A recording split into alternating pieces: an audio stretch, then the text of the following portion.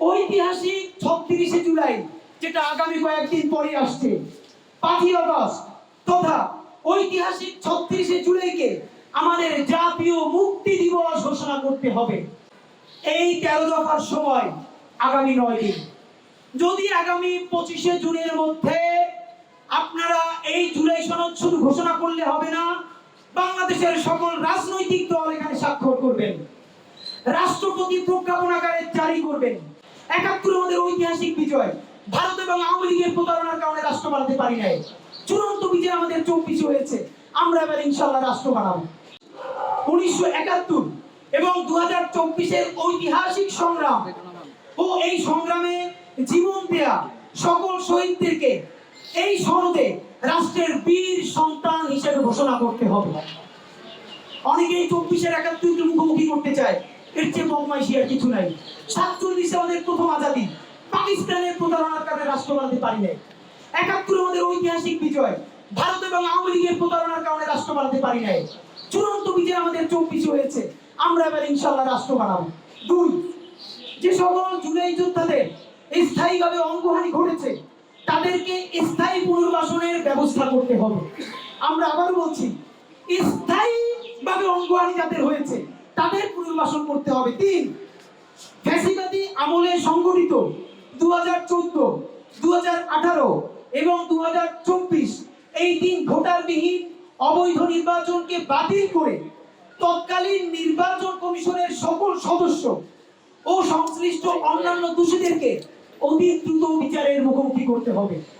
৪, ফ্যাসিবাদী আমলের মন্ত্রী, এমপি ও দোষী আমলা সহ সকল রাষ্ট্রীয় কর্মকর্তা কর্মচারীদেরকে বিচারের আওতায় এনে তাদের অবৈধ পন্থায় উপার্জিত সকল সম্পদ জব্দ করে তা জুলাইয়ের শহীদ ও আহতদের কল্যাণে ব্যয় করতে হবে।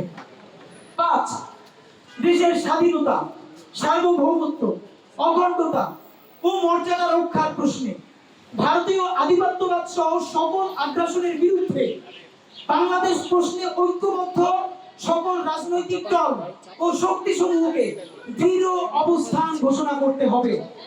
৬, রাষ্ট্রযন্ত্র কর্তৃক সংগঠিত জুলাই, পিলখানা ও শাপলা গণহত্যার বিচার নিশ্চিত করে এই গণহত্যার সাথে জড়িত দেশি বিদেশি সকল অপশক্তিকে চিহ্নিত করতে হবে। ৭, রাষ্ট্র কাঠামোর এমন মৌলিক সংস্কার করতে হবে যাতে আমাদের সামাজিক সাংস্কৃতিক পরিস্থিতিতে আর কোনোদিন কোনো ফর্মে পতিত ফ্যাসিবাদ আর ফিরতে না পারে এবং ভবিষ্যতেও যেন কেউ আর স্বৈরতান্ত্রিক ক্ষমতা চর্চা করতে না পারে। ৮, ঐতিহাসিক ৩৬শে জুলাই, যেটা আগামী কয়েকদিন পরে আসছে, ৫ই আগস্ট তথা ঐতিহাসিক ৩৬শে জুলাইকে আমাদের জাতীয় মুক্তি দিবস ঘোষণা করতে হবে। আমাদের জাতীয় স্বাধীনতা দিবস আছে, বিজয় দিবস আছে, আমাদের মুক্তি ঘটে নাই। ৩৬শে জুলাইকে আমাদের জাতীয় মুক্তি দিবস ঘোষণা করতে হবে। ৯, এই সনদে ঐতিহাসিক জুলাই গণ অভ্যুত্থানের স্পিরিটের নিরিখে বৈষম্য বিরোধী, ইনসাফ ভিত্তিক কল্যাণ রাষ্ট্র বিনির্মাণের সুস্পষ্ট রূপরেখা প্রণয়ন করতে হবে।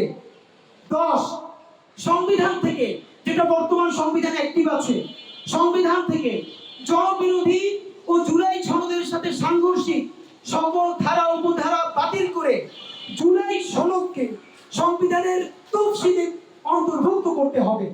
১১, ঐতিহাসিক জুলাই গণ অভ্যুত্থানে অংশগ্রহণকারী সকল দল, মত এবং লিঙ্গের ন্যায্য শরিকানা নিশ্চিত করতে হবে, যেখানে বলা হবে আমরা বাংলাদেশের জনগণ এই ঐতিহাসিক গণ অভ্যুত্থান সম্পন্ন করেছি, আমরা বৈষম্য বিরোধী করেছি, আমরা এনসিপি করেছি, আমরা বিএনপি করেছি, আমরা জামাত করেছি। আপনাদের কাছে পায়ে ধরে মাপ চাই, এইখান থেকে বের হয়ে আসেন।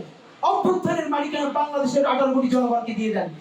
অভ্যুত্থানের ইশতেহারের প্রতি পাতায় পাতায় প্রতি ধারায় লেখা থাকবে আমরা বাংলাদেশের জনগণ, আমরা বাংলাদেশের জনগণ এই ঐতিহাসিক গণ অভ্যুত্থান সম্পন্ন করেছি। ১২, এটা ছোট কিন্তু এটাই সবচেয়ে গুরুত্বপূর্ণ। বাংলাদেশের সংবিধানের বর্তমানে এমন ভাষা, পিএইচডি কইরাও অনেকের অর্থ উদ্ধার করতে চান বের হয়ে যায়। এইটা জনগণের সংবিধান হয় নাই। আমেরিকার সংবিধান পড়ে পাতলা, ছোট, ট্যাক্সি ড্রাইভারও করতে পারে। সুতরাং যেই গণ অভ্যুত্থান রিকশাওয়ালা করেছে, ভ্যানওয়ালা করেছে, সবজিওয়ালা করেছে, সেই অভ্যুত্থানের সনদ তাকেও পড়ে বুঝতে পারতে হবে। আমাদের দাবি, জুলাই সনদের ভাষাগত দুর্বোধ্যতা পরিহার করে আবরণ জনসাধারণের জন্য তা সহজ ও সাবলীলভাবে উপস্থাপন করতে হবে। এবং সর্বশেষ 13 নম্বর কথা, জুলাই সনদ চূড়ান্ত করার পূর্বে জনগণের মতামতের জন্য তা ওয়েবসাইটে প্রকাশ করতে হবে। এই 13 দফার সময় আগামী 9 দিন।